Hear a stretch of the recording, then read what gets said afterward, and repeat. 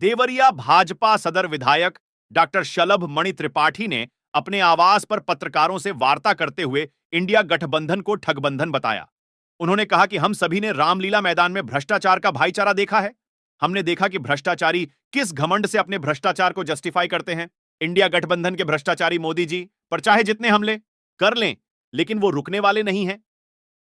ये घोटालेबाजों की बारात है, जहां सब मिलकर देश को लूटना चाहते हैं और ये भी चाहते हैं कि उनके भ्रष्टाचार पर चर्चा ना हो, कार्यवाही ना हो।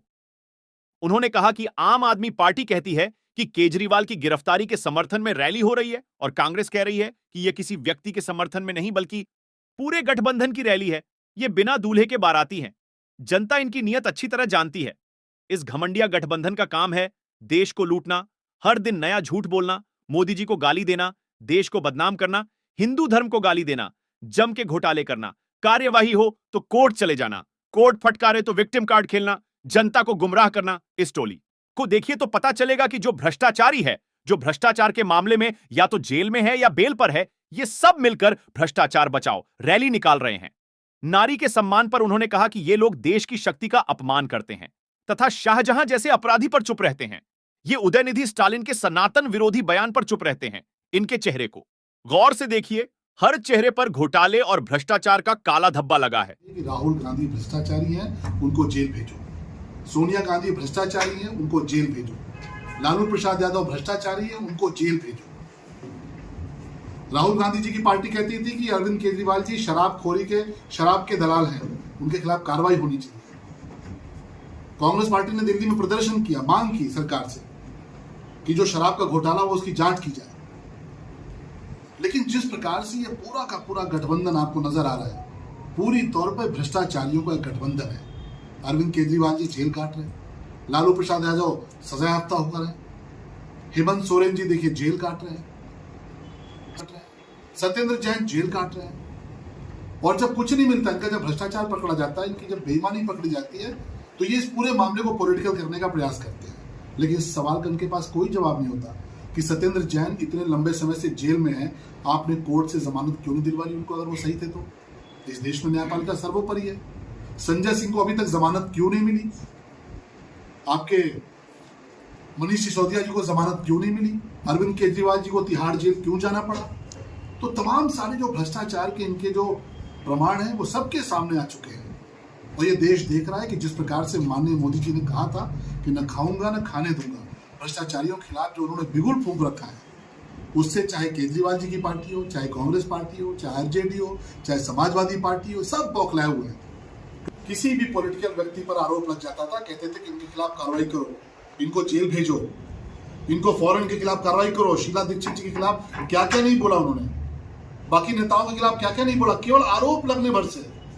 और आज हैरान है पूरा देश कि एक व्यक्ति जिसको कोर्ट से राहत नहीं मिली, सुप्रीम कोर्ट के दरवाजे तक गए और आज तिहाड़ जाना पड़ा है। ये अपने आप में बहुत विडंबना की बात है, दुर्भाग्यपूर्ण बात है। इस देश की सियासत का एक काला अध्याय है कि तिहाड़ में बैठा एक व्यक्ति दिल्ली की सरकार चलाएगा, दिल्ली का मुख्यमंत्री होगा। क्यों? क्योंकि अरविंद केजरीवाल को अपने पद से इतना लालच है, अपनी मुख्यमंत्री कुर्सी से इतना लालच है कि वो मुख्यमंत्री कुर्सी छोड़ने को तैयार नहीं। उनको ये पता है कि उनके पास जनाधार नहीं है। अगर जनाधार होता तो डंके की चोट पर मुख्यमंत्री कुर्सी छोड़ते, लेकिन उनको पता है कि वो जनाधार खो चुके हैं। दिल्ली समेत पूरे देश के लोग जान रहे हैं कि अरविंद केजरीवाल इस देश के सबसे बड़े भ्रष्टाचारी हैं और इसीलिए वो मुख्यमंत्री की कुर्सी छोड़ना नहीं चाहते। और आज जब मोदी जी की सरकार कार्रवाई कर रही है, आज जब भ्रष्टाचारियों के खिलाफ कार्रवाई हो रही है, तो एक प्रकार की बौखलाहट नजर आ रही है। और इसलिए हम कहते हैं कि ये पूरा चुनाव ईमानदार सरकार बनाम भ्रष्टाचारियों के गठबंधन से है।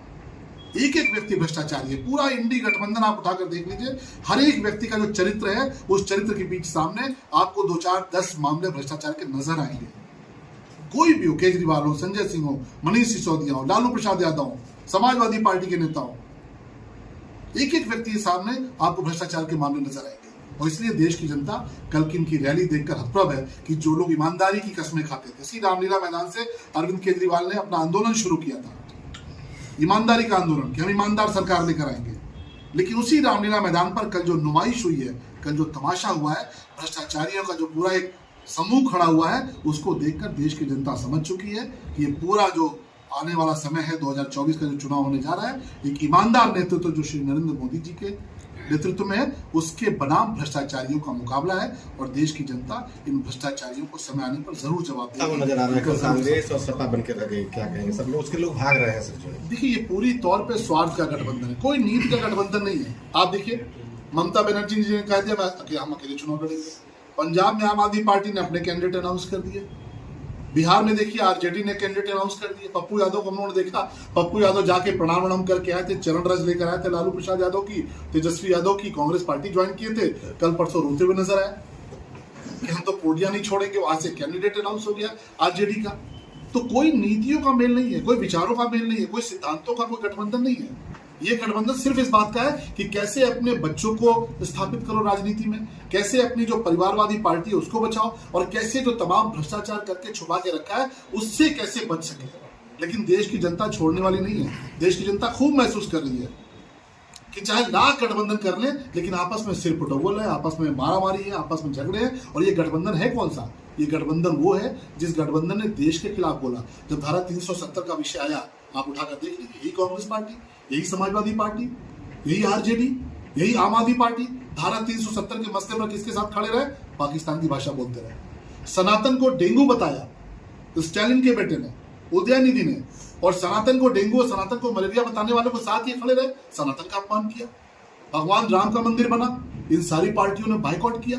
भगवान राम का मंदिर ऑनरेबल सुप्रीम कोर्ट के आदेश से बना और श्री राम जन्मभूमि ट्रस्ट ने सबको न्योता भेजा, लेकिन इन्होंने भगवान राम का भी अपमान किया। तो जिन लोगों ने भगवान राम का अपमान किया, जिन लोगों ने सनातन को डेंगू मलेरिया बताया, जिन लोगों ने इस देश के खिलाफ काम किया, ये पूरी लड़ाई देश के वफादारों बनाम देश के गद्दारों की होने जा रही है। देश के वफादार वो जो धारा 370 हटने पर जश्न मनाते हैं, उत्साह मनाते हैं, और गद्दार वो जो धारा 370 केजरीवाल ने कहा है कि सारा डील शरीफ मंत्री आतिशी सिंह और सौरभ भारद्वाज करते थे, तो क्या अब इनकी भी जेल जाने की तैयारी है क्या? देखिए, एक न्यायिक प्रक्रिया होती है, कानून की प्रक्रिया है। और आज जो आप ही लोगों के चैनल के माध्यम से हम लोग जो खबरें सुन रहे हैं कि उसमें बाकायदे ईडी की पूछताछ में अरविंद केजरीवाल ने 2 लोगों के नाम ले लिए हैं, आतिशी के और सौरभ भारद्वाज के। तो ये नाम तो अरविंद केजरीवाल जी ने लिए हैं और उन्होंने कहा कि भाई जो व्यक्ति डील करता था पैसे की, वो मुझे रिपोर्ट नहीं करता था, इनको रिपोर्ट करता था। तो भ्रष्टाचार में तो पूरी की पूरी पार्टी डूबी हुई है। अरविंद केजरीवाल वही तो है जो कहते थे बंगला नहीं लेंगे, बंगला लिया कि नहीं लिया? शीश महल बना लिया कई 100 करोड़ का। कहते थे कि हम गाड़ी नहीं लेंगे, सरकारी गाड़ी, बीच में तमाशा करते थे, वैगनार से घूमते थे। अब ये गाड़ियों का काफिला चलता है अरविंद केजरीवाल के साथ। कहते थे कि हम सिक्योरिटी नहीं लेंगे, अब पंजाब से लेकर न जाने कौन कौन से राज्य की सिक्योरिटी उनके पास होती है। कहते थे कि हम वंशवादी राजनीति के खिलाफ हैं, अपनी पत्नी को आगे कर दिए।